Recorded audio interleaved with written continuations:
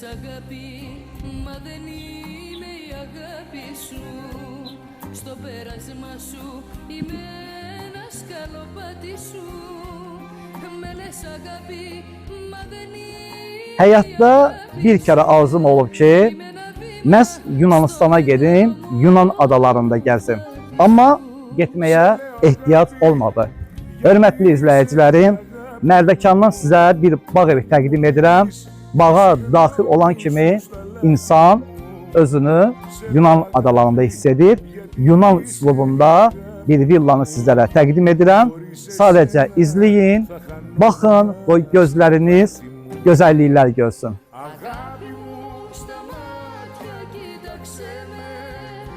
Hörmətli izləyicilərim, bu bağ evi 15 sot torpağın içində inşa edilib.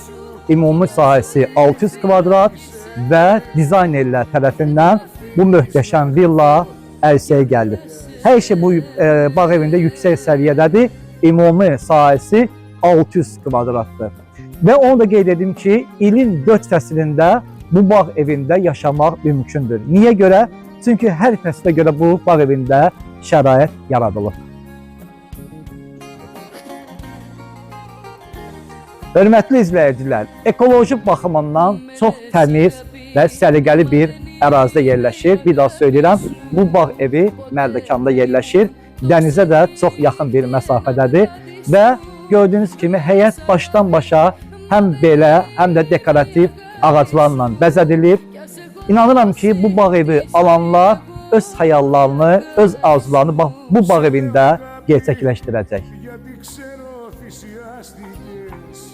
Γιατί μαζί μου δεν μου είπες πως κουράστηκες.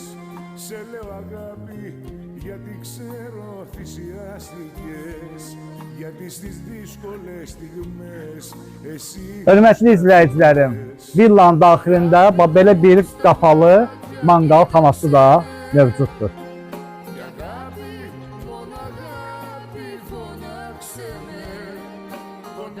Və hörmətli izləyicilər, bu villa 2 mərtəbəlidir. Birinci mərtəbəsində zal, bir otaq, sanitar qovşaq. İkinci mərtəbəsində 4 yataq otağı, 2 sanitar qovşağı mövcuddur.